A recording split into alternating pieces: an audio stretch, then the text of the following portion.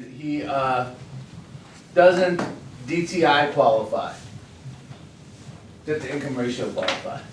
52% I came up. Well, if you were working with me, I would have had you set up an annuity. Yeah, it would cost me too much money. Why? Because the return on annuity sucks compared to the return on one of my business. It wouldn't have been worth the hassle. I like the approach. You can keep, hold on. You're setting up an annuity with yourself. Right. So that means that you're taking out money from your own fund and paying yourself with it at a rate of whatever you need to overcome your debt to income hurdle. So just set up an annuity for my IRA, is what you're saying. Exactly.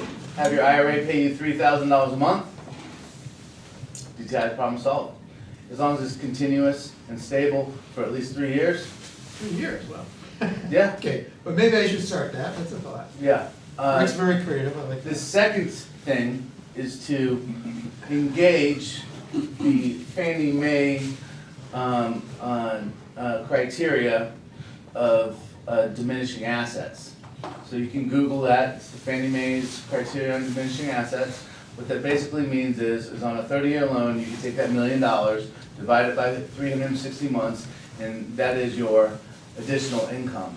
But your loan officer, being a 25-year-old guy working out of a cubicle in Michigan, probably wasn't aware of that. See, if you do a 30-year, that's only 3.3% a year.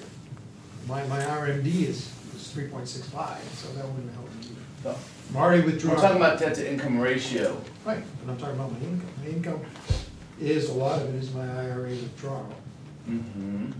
which I'm already withdrawing. So we're gonna calculate, okay, so we could, I mean, we have the worksheet, we could calculate your income if you want. Maybe you and I offline, but. Well, you can, we can, There's we can nothing do I'm fake, refinancing, we can nothing do I'm fake buying. numbers. Well, I bought a new Viper a couple of months ago, and there was no issue whatsoever. I just told them what I made. and They don't, checked my they don't credit do score. DTI calculations Right. in coin lots. But here's the problem I have with these. And your income in the future from your IRAs is not calculated.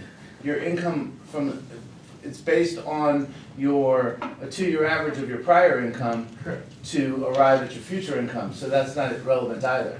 No, here's To the income calculation, not to the conversation, not relevant to the income. here's the problem I have, at least for someone like me, the way it's done, right? No W-2 income. Mm-hmm. I got Social Security, rental income, and withdrawals from my IRAs. Okay. Now, it's in my best interest to withdraw as little as possible from my IRA, maybe even the 4 to 5% William T. Benjamin rule, so I don't run out of money in 30 years. Okay. But they go back and look at my 2 years and they say, we don't care how much you got in there. We don't care if 5% of that is twice what you're drawing out.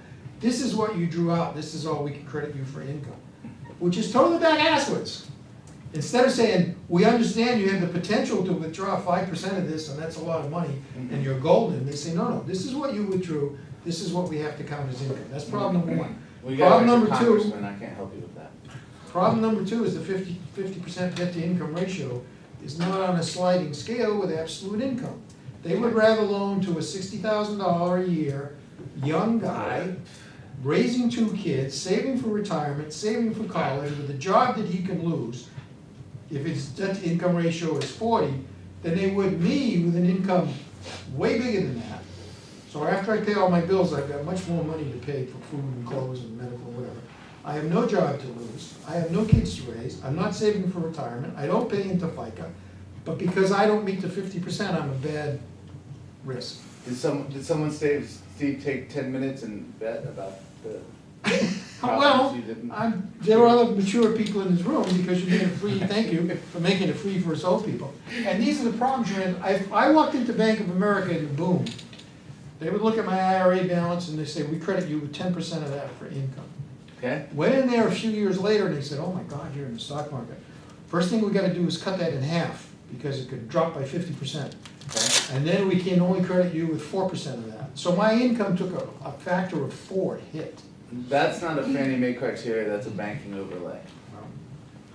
That's what they did. So anyway, so then I tried to refinance my house and they came up with 52%. It was so freaking ridiculous. After months and months of fighting it and sending them more stuff, they called me up one day to ask me if I paid my $15 Kohl's bill last month. Because they would have been able to give me the loan if I had paid a $15. And I'm like, are you serious? What is wrong with this system? So that's what's wrong. There's no sliding scale. It's not really asset-based, it's what you do out of those assets, yada, yada, yada. Plus with me, it was complicated because I had the 3 beach houses and I put all the loans in my name. And so they credited me with all the loans, 100% of the loans, but on my W-2, because I'm partners with my daughter, I only show 50% of the income. So they hit me with 50% of the income, 100% of the loan, when they calculate my deduct. And I said, well, look, at least take me half the taxes and half the insurance, because you can see that, you know, that's being paid by my daughter. No, because your loan is PITI, we have to hit you with the whole loan. They wouldn't even credit me with 50% of the taxes and insurance. It was a nightmare. So I finally refinanced, got my loan down to 3.5, paid 7 or 8 payments. They called me up and said, Steve, we got a problem. We didn't document your loan properly, and I think what they really meant was I didn't do the D to I, and they couldn't sell my loan. They had a portfolio. Yeah, And they didn't want a Fannie's portfolio with requirements. it. And they wanted to give me 3.25 if I went through the whole agony again. And I said, no, I'm not doing that. Yeah, so you screwed them. You stuck them with the paper. Yeah, I They stuck had it to with put the it on a paper. shelf and I mean, service it. they took a year to do this, and they stuck themselves with the paper. Yeah. Okay, what do you got up here? So, the question kind of started with how could he have solved the problem? He could have set up a annuity to himself for $3,000 a month from his IRA. It would have supplemented his income enough to reduce his DTI to below 45%. But see, I'm already withdrawing more than that. So I would have had to do the annuity on top of what I'm already withdrawing. And that would have made it. But what was the method of which you were withdrawing it? Yes is the answer. You would have had to do the annuity on top On top. to supplement that calculation. So we're not dissecting the calculation, we're just addressing how to supplement it. Okay? So that is that's none of these. That's not asset management, asset utilization. Well, it's asset utilization, I'm sorry. And then asset depletion is a Fannie Mae criteria, okay? That basically says if you have $1 million, we can add it to income. Let's say you weren't doing anything with, let's say you just had $1 million in cash and you're a W-2 employee and your debt to income ratio was 52%. That $1 million divided by 360 months in 30 years, which theoretically is the term of the note, you can divide it by the term of the note and add that to your existing income. That's Fannie Mae's asset What if you're depletion. not W-2, you can still use that same. Yeah, in any scenario where it's not being used. See, I'm already withdrawing 4 or 5%. I wouldn't wanna, I mean, technically I wouldn't spend it, so I couldn't withdraw it. But then anyone who knows what they're doing would say, Lobie, you know, your withdrawal's a little too high, you're in danger of running out of money, which is not true, but that's what they would say. I don't know Well, if it's they check a that or 3-year not. criteria, so And it's a 3-year criteria. so it can't, the sum of that can't be more than the balance, and obviously it wouldn't be, because 3,000 times 36 months is much less than $1 million. Asset management is a concept, okay? Everything we do as investors is based on credit income assets, right? So we've got great credit, yay. We've got income of whatever we want to declare. So within reason, within the total of our revenue versus zero. And then we have assets, right? So we know that we have to do certain things based on how much cash we have. If you have $100,000, you have limitations versus $1 million. If you have $100,000, you can fix and flip property. If you have $1 million, you can buy big buildings and do loft conversions.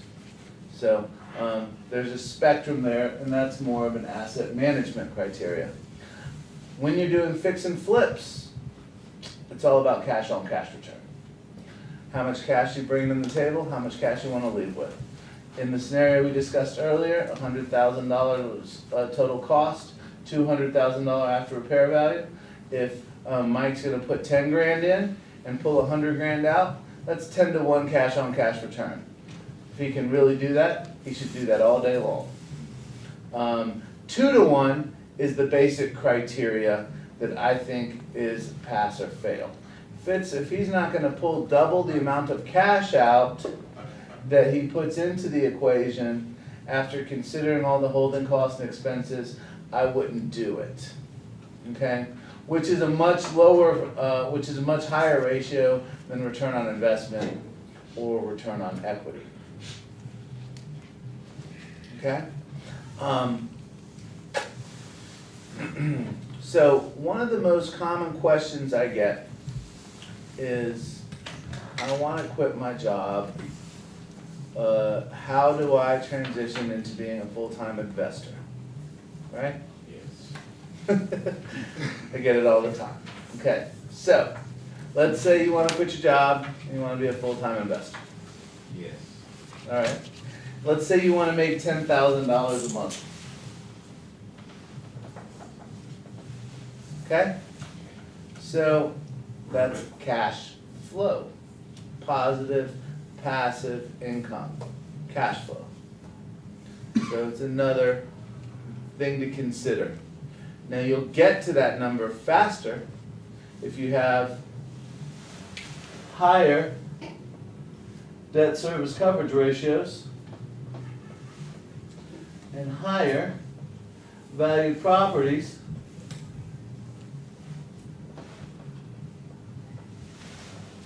and a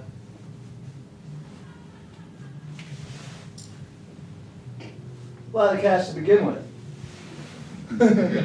Right? Of Yeah. course. So, a lot of people grinded away at their jobs and save a bunch of money and then become investors and they make the easiest transition. It's kind of cheating though. And then other people will try to do this with very little money. I personally think no one should try to become full-time investors unless they have $100,000. Until then, it's earned income, and you're fixing and flipping. But I don't think fixing and flipping is a good career model by itself. You should balance it out with buy and holds. So what's a good buy and hold? A great buy and hold is a $400,000 quad where each unit rents for $2,000 a month, and your payment on the 400. Steve didn't like that $2,000 number. You want to go with the lower one, 1,200, 1,000? You go with the 1% rule, see what they have. Okay. So let's say each unit rents for $1,000 a month, and let's say your PITI is under 2. That's a 2-to-1 debt service coverage ratio. Okay? So you'd have to acquire 5 of those, and then you're at a passive income of $10,000 a month on your 5th one. Quit your job, tell your boss you can shove it, and go on to your next job. And if you're in an appreciating area, you could pull money out and use that towards your next project. But you need to maintain the 2-to-1 debt service coverage ratio, so if rents are increasing, you manage that. Stay leveraged. I like 70% as a criteria. Why stay leveraged, even if you have a bunch of cash? Because you can do 3 times more and you, at least, maybe 4 times more transactions, and you're protecting yourself in case of solvency issues. All right, anyone? We're in complete agreement, right? Hey, yeah, get out of the stock market. All right, Chris, you got anything you want to talk about? No, I'm good. All right, who successfully completed their lunch assignment? I did, I came back and told you my crazy scenario. It still bothers me. Anyone? Bueller? Bueller.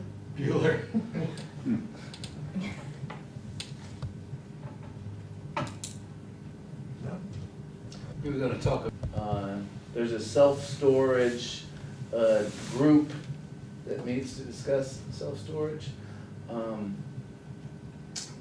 It's not affiliated with any of the RIAs that I'm aware of. And self-storage was a great business 15 years ago, 20 years ago. Now it's a good business. Just like any great business, it attracts other investors and it has a diminishing return. Ruin its profits, it's ruin its competition. I'm sorry? Ruin its profits attracts you, ruin its competition. Yeah. Emerging markets, am I way off base here? If you, all these loans only apply in the US, correct? If I were to go to some overseas to buy condos or whatever, I'd have to do business over there with their banks, is that right? No, we do non-agency loans internationally. Oh,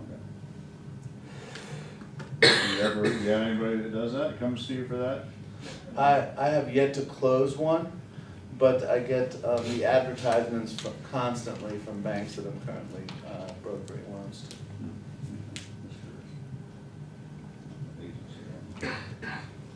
You do have to worry about exchange rate risks, you know, because we have a strong dollar. Right. And so Right. you're facing hyperinflation if you have to transfer your, especially Latin countries, Yeah. their currency back to, like, if you put $1 million in Brazil, Mhm. this time next year, you've got 950, Right. you know? Oh, okay. So you've got to be aware of exchange rate risks. So you have to factor that into your ROI. Sure. We're not really covering ROI, but it would be a huge, you'd have to have a ROI equivalent to the same factor of the average inflation margin compared to the dollar. Okay. And then that's kind of speculative. Right. And if you're good at that, you should get in the futures market.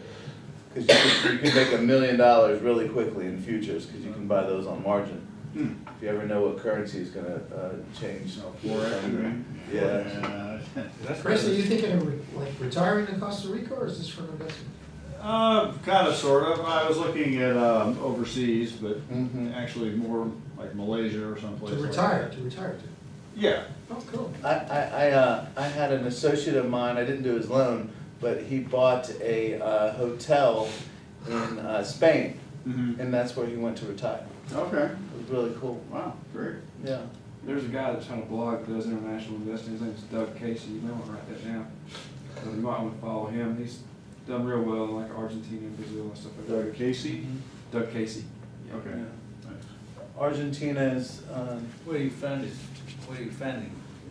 I don't know where he lives. I don't know where to find YouTube? him. Doug Casey. Yeah. hopefully he knows where he lives though. Yeah, he's Doug. out of Manchester. Yeah, Doug, yes. He said so.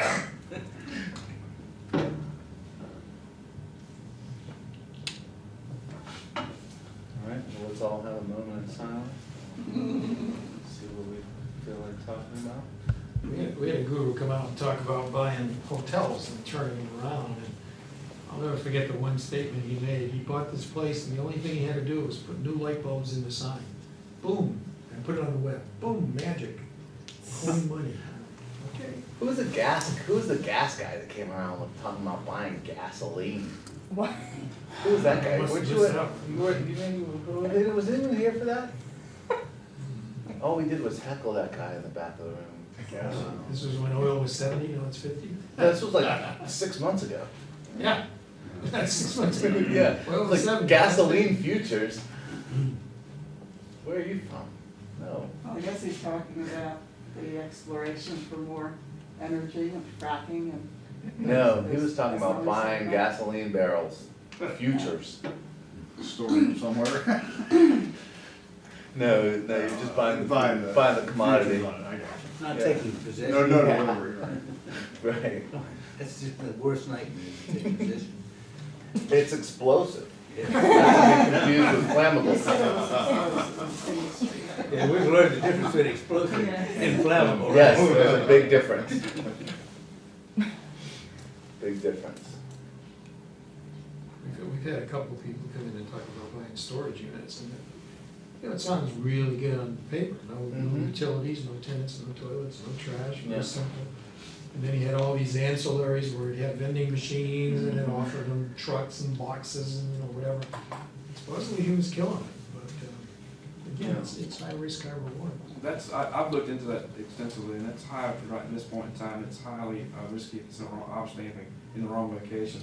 Sure. And you have to have your zoning in place too, because it's tough to get the zoning. So, for instance, if you want to go, like, I'm looking right now to do one outside of Clifton in Brazelton area, because that's one of the fastest growing areas in Georgia right now. There's nothing out there. Where? Brazelton, Clifton, Oh, yeah. and there's really nothing out there. So, but I can't get the zoning I need to make it work. And the Yeah. properties I've looked at that are, to do the acquisition, it won't give me the number of units to make my numbers run. So there's a lot of variables involved. Yeah, sure. No, I'm not saying I shouldn't, no one should not do it, but like you guys say, that it's diminishing returns, you've got to be very picky on what you're gonna find. And you have to have some knowledge, you just can't go out there and try to shoot and make it work. You really have to have a lot of knowledge in it. This is my take.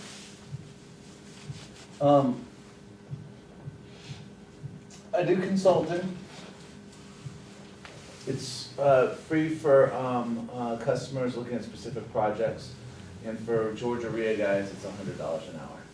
So if anyone wants to, as opposed to $200 an hour, which is my normal rate. So if anyone wants consulting and you want to go a direction other than involving mortgages, I'm open to helping anyone with their asset management, asset utilization, business plan, prospectus. And it's at a rate of $100 an hour. If you're looking to buy a building and use this for financing, it comes free. But it's free now.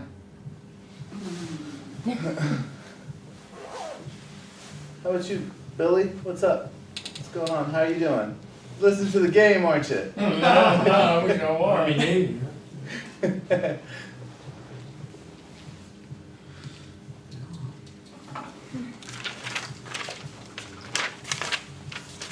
Well, everybody taking a break, look this way.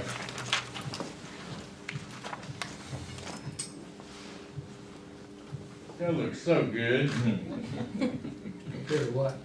Thank you.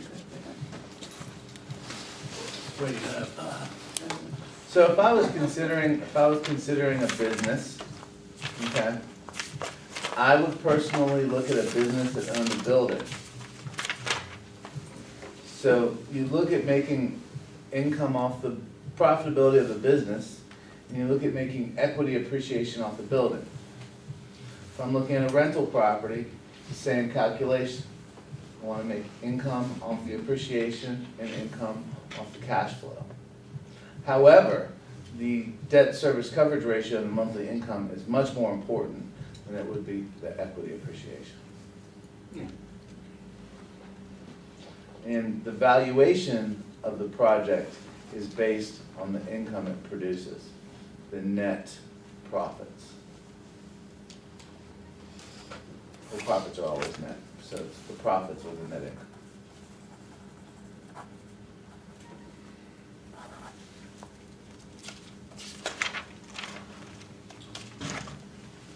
Affordable housing, trailer parks, that kind of stuff. I mean, I got too much pride of ownership to get into trailer parks. I don't want them, but they have the highest debt service coverage ratio.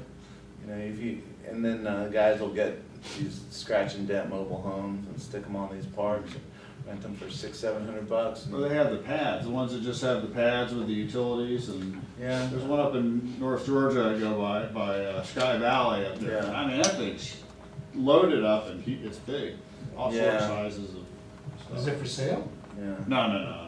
Somebody in the deal makers group is looking for investors right now in a mobile home park. Did you ever Oh. see that?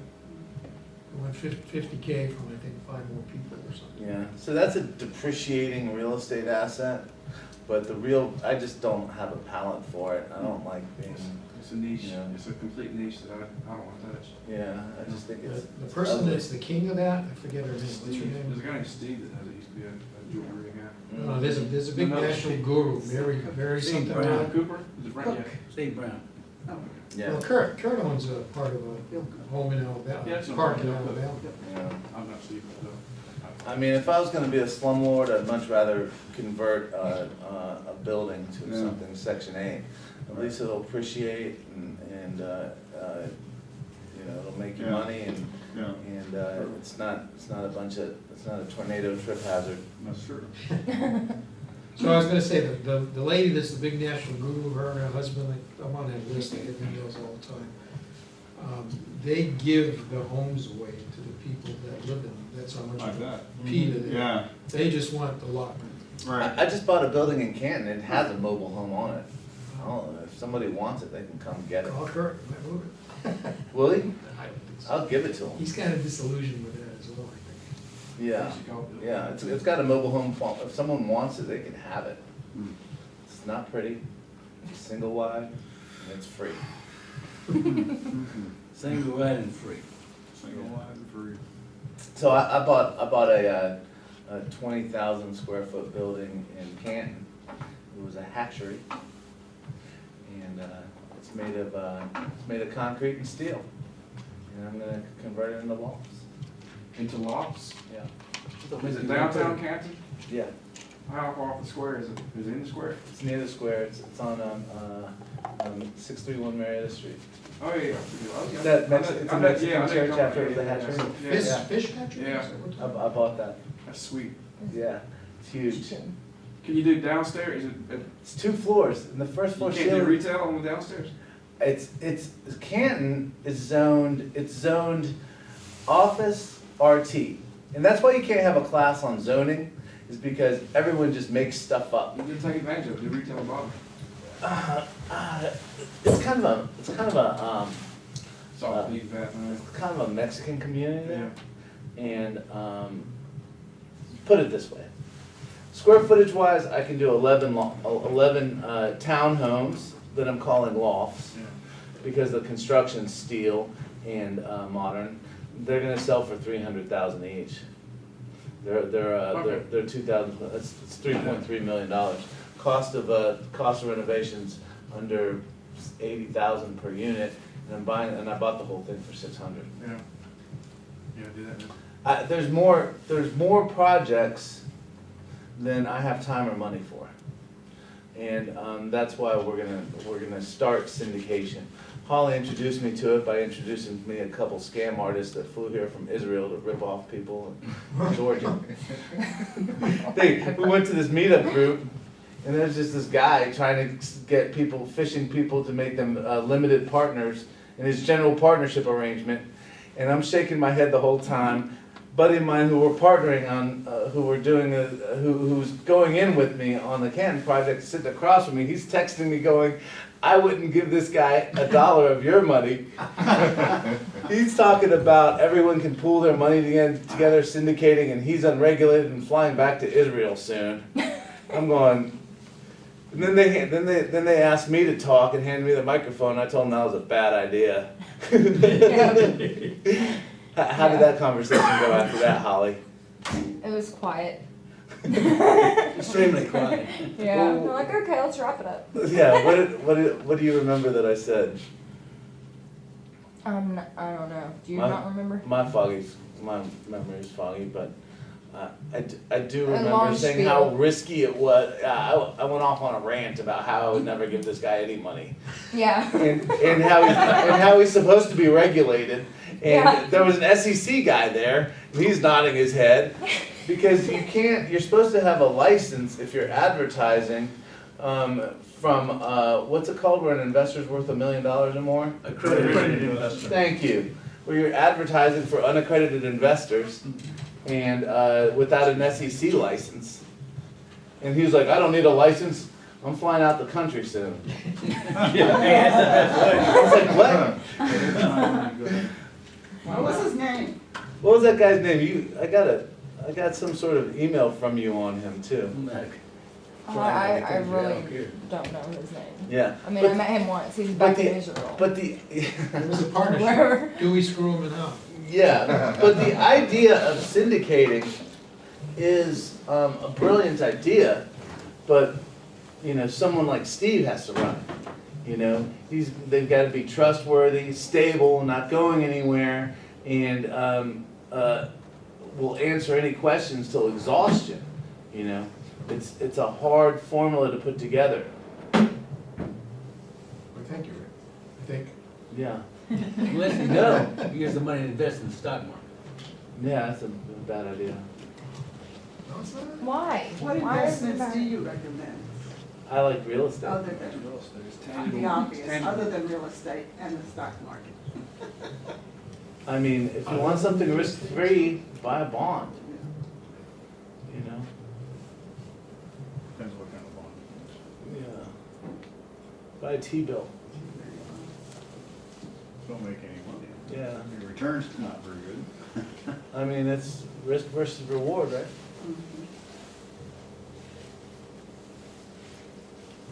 And it depends on if you wanna be passive or if you wanna get your hands dirty. Yes. You gotta find a good instrument and something you believe in, you know?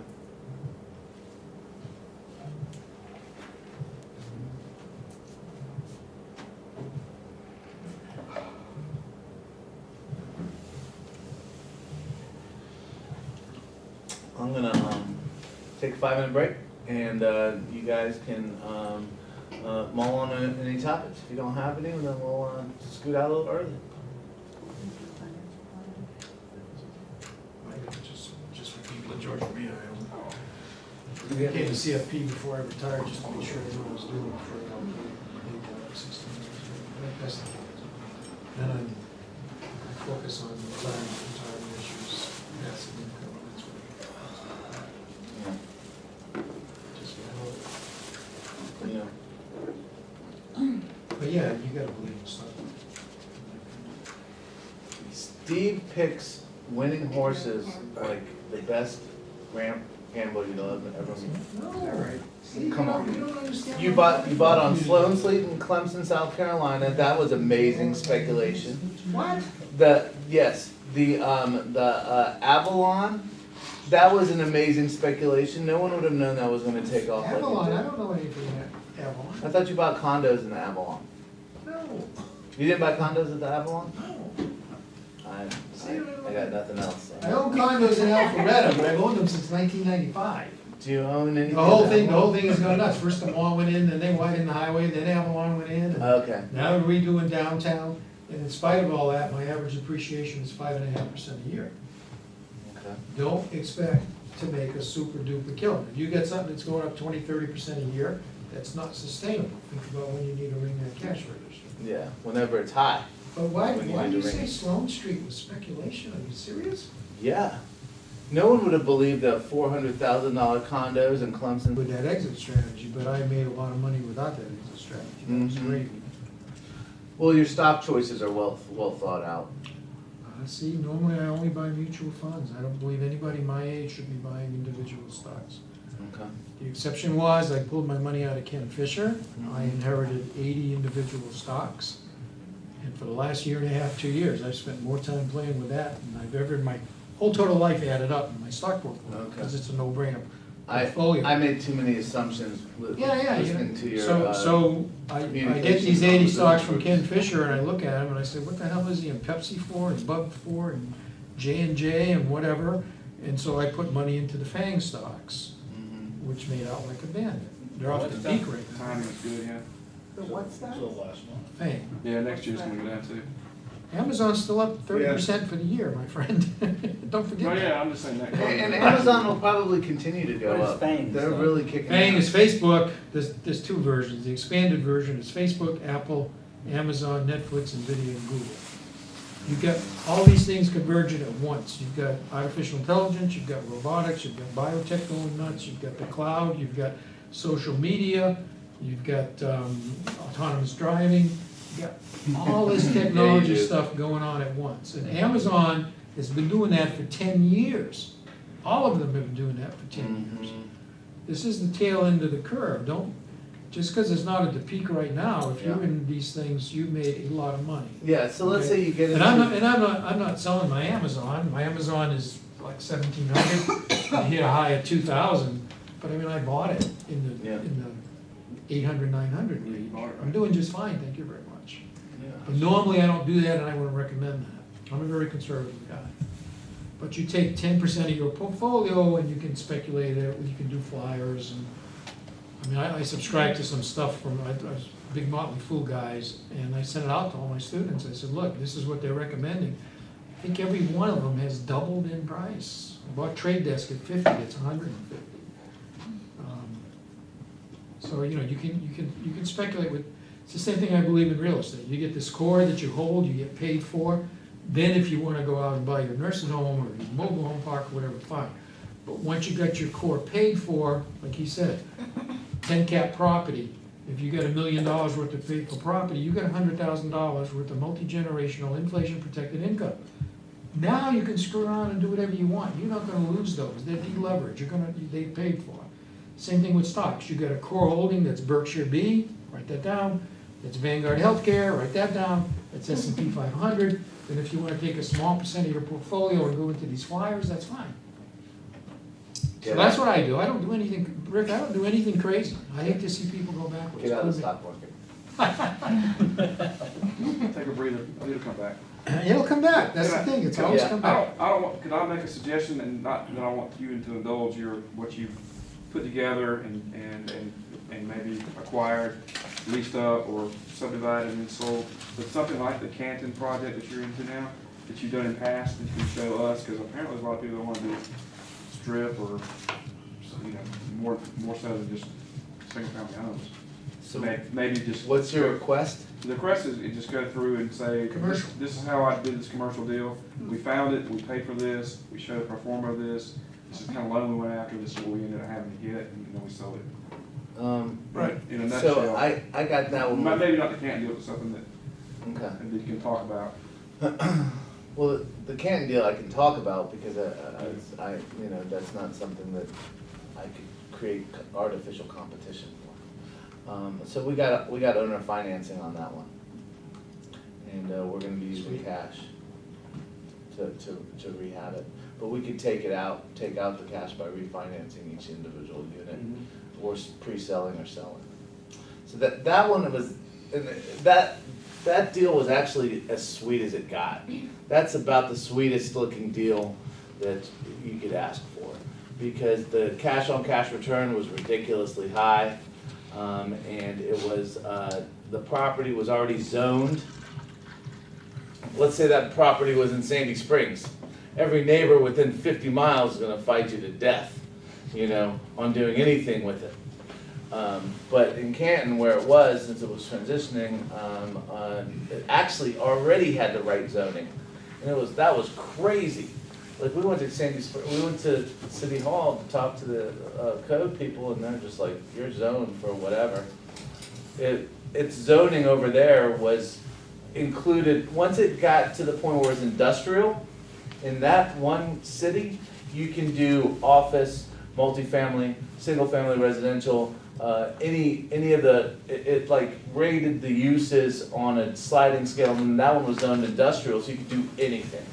And then they changed the zoning to residential transitioning, so they're actually encouraging development in RT areas.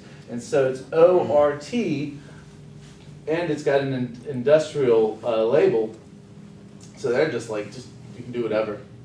Just get a structural engineer to stamp anything you do and you're good to go. Right. I was like, what? Yeah. You guys are awesome. Then you go down to, then there was another project in Decatur. I had to address the community before they'd let me turn it into apartments, and they had requirements, but I ended up appeasing them by taking half the parking lot and making it a park. And then there's another development we're about to do in Charlotte that the community is in support of us as long as we don't change the facade of the exterior of the building, because they love the old look of the building. So, the reason I don't like certain investors' way of doing things is because a lot of the units we're gonna keep nice and in the $300,000 price range. So we couldn't chop them up to micro housing because it would create too much of a slummy look, and it would be frowned on by the community, and it brings down the neighborhood as a whole.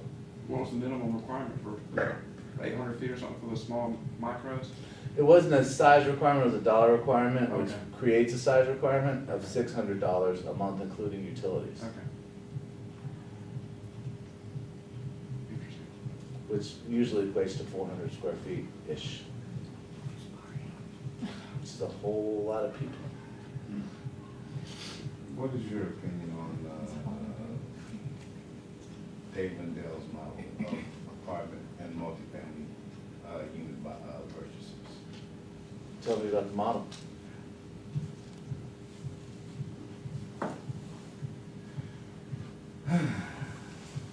Who's the guy? Dave Lindell. Lindo. Lindahl. Okay. Yeah, Dave Lindahl. I've read his stuff, I don't recall what his model is either. Well, I really can't. I understand the number.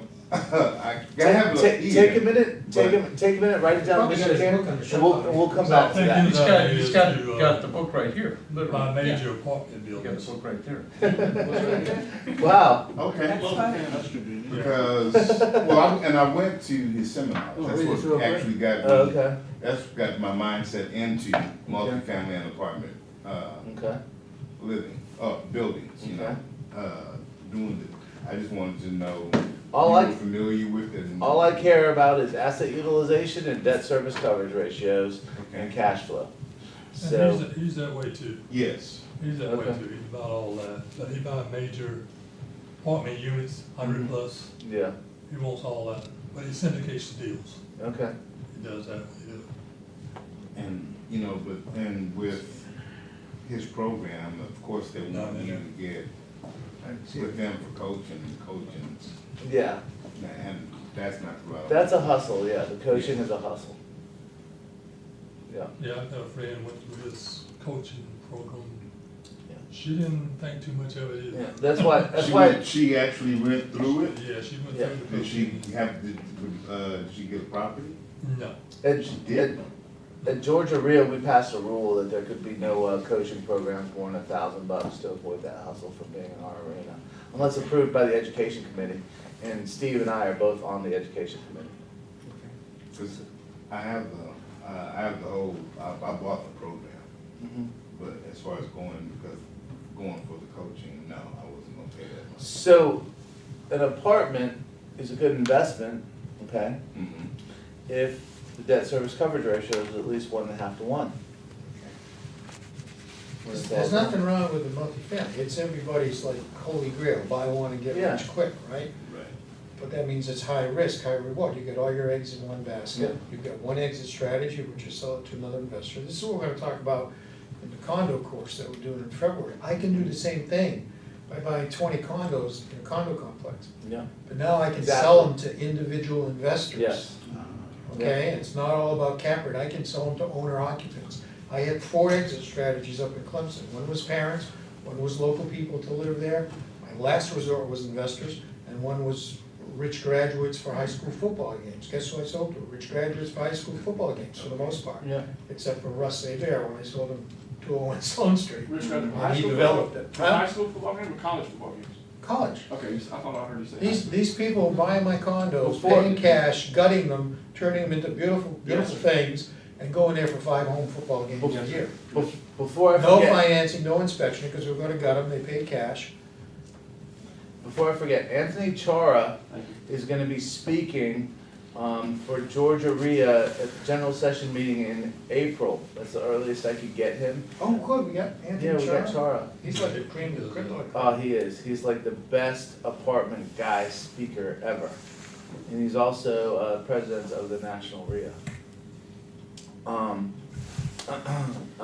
Also, anyone wants to fill out their personal financial information to find out if they want to qualify or what they qualify for, that's free with this class.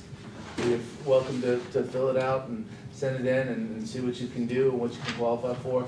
I have it in Excel format. I think I have everyone's emails. You can type it or handwrite it. Okay? Asset management is very important. if you, let's say you have $300,000 and you have an opportunity to buy $1 million building, and they'd owner finance it for you with the 30% down, I wouldn't do that deal because that would take all the money that you have. You have to leave yourself enough reserves. Now, if you partnered up with someone like Mary, said, hey, Mary, I've got a great deal for you. Loan me $200,000 and we'll give you the first rent payment and guarantee you 8 or 10% return until I feel comfortable enough to pay it off, and then maybe even give her 10% in the project. She'd find you hard to refuse if she's sitting on the cash and looking for a safe place to put it, because the return on that investment for her would be 30-40% once she factored in the 10% of the project. But she's a shark, she wants 50%. So she may counter with 15% if she wants 50%. 15% ownership and a 10% interest rate. But you could counter with give me a 5% interest rate and 15%. We got a deal. Settle in around something. That's how those negotiations can go. And see, that's one of the things that I'm, in reading how he was talking about doing business, because that was a strategy that he was mentioning. Syndication and using liquid members to loan money. Yes. Yeah. See, and that's one of the things where Now let me tell you. Let Let me tell you how that can go south. Okay. So let's say Mike forms a corporation, syndicates it, and says, okay, you guys can buy into this with your $300,000, which is all the money he needs, right? Now, he's gonna say it's $1 million project as the owner of the syndication and give you guys 30%, right? But in this capacity, you're a limited member partner. So he could mortgage the entire thing, manage it into the ground, pay himself an enormous amount of money because he's 70%, or and sell it for $700,000 and you guys get nothing. And that would all have been done legitimately as limited member partners with a general partner. And that's why I let that guy have it at that presentation, because I saw his sneakiness. It's always what he's gonna do. You know, those meetup things, man, I'm getting hit by so many of them now, they're performing like crazy. Those syndications. Mm-hmm. It's just because, I don't know deal with this. Maybe everybody's are sick of being flippers, so that's the house. I'll put that and get into the syndication business. I don't know. Yeah, well, theoretically, pooling resources works well on paper and in concept. But when you end up with incompetent management or someone trying to rip off the members of the organization, then it takes a fast turn south. It's professional inequity. Yes, and so imagine if someone could buy a major building for nothing. Of course, they're going to do as many times as possible, and then of course they could pull their cash out, sell their 70%, and it's perfectly legal. And then they could collapse it because they have no skin in the game anymore. And that's what's happening with these syndications as a limited member partner in a general partnership. You're stuck. And when that guy was talking about limited member partnerships and general partnership, that's why I let him have it. Now, if he put everyone on title, they couldn't do that because everyone would have to sell. Or if it was an underlying note, the note holder would get paid back first. So if you did that with an investor that was toting the first, you couldn't take her out because she's in first position. That's the best way to protect yourself. Absolutely. And to be on title. So you would have to have her sign title to sell it, and she'd be in first lien position, she's protected unless you just mismanagement into the ground, and then, you'd be losing your investment too. And if she's only loaning a small percentage, you'd have to basically burn the building down or something with no insurance. You know, it would be tough. It would be tough. Could I ask, especially you and Steve, because you guys are probably most involved in getting deals, can I ask, and maybe everyone else too, may go around, where are you finding your deals and where do you start finding deals in the next year? You know, like Craigslist or word of mouth, or, you know, where are you finding, yours just comes through your front door apparently. No, I spend a lot of time, I don't tell people what I do because I don't wanna create competition, you know, for myself.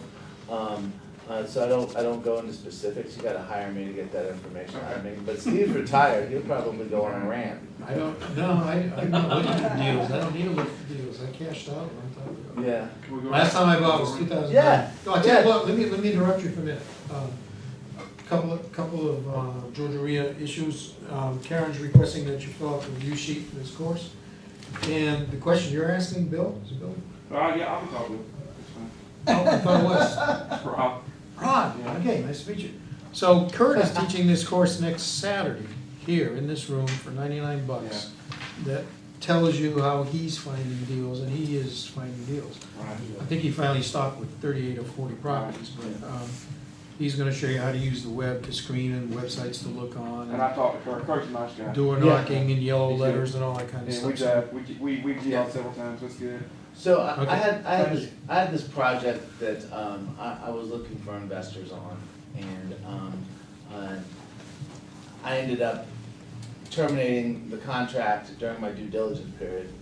But that building had 4 counteroffers on it when I terminated it. Yeah, And that's why I don't really broadcast.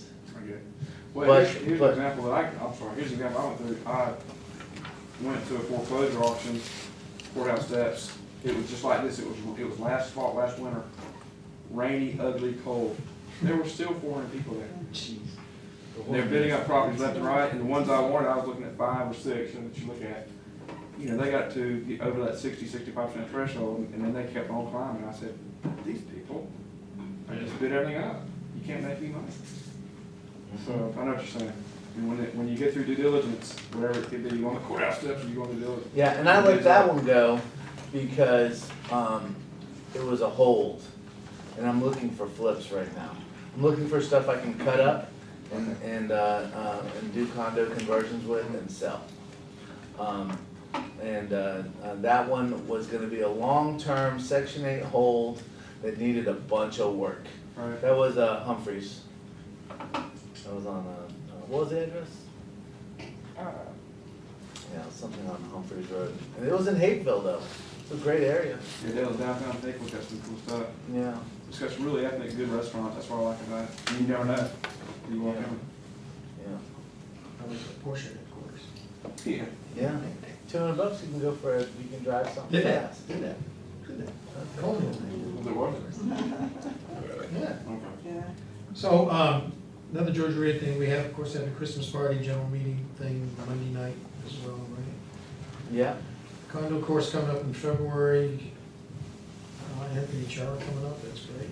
So, What else is going on? in- We're looking for someone to put together a Section 8 course. We think Georgia RIA needs a Section 8 course. oh man, I know a great guy for that. Eldon Childress and his wife, they do a lot of Section 8 stuff. Yeah. Yeah. And there's a lot of people losing their vouchers. Section 8's gone to a voucher program, and if someone doesn't find a place to live when their voucher expires, they lose their voucher and have to reapply. So Atlanta has a lot of Section 8 people. So you could find a way to recover your tax dollars by getting a Section 8 building. I thought that was funny. So anyway, there is a lot of opportunity in Section 8, but of course nobody wants that in their neighborhood. But you know, they're not going to move to the sewer system. What do you mean a Section 8 building? A building that has Section 8 renters has to meet Section 8 building requirements. Oh, So I'm referring to the building right, okay.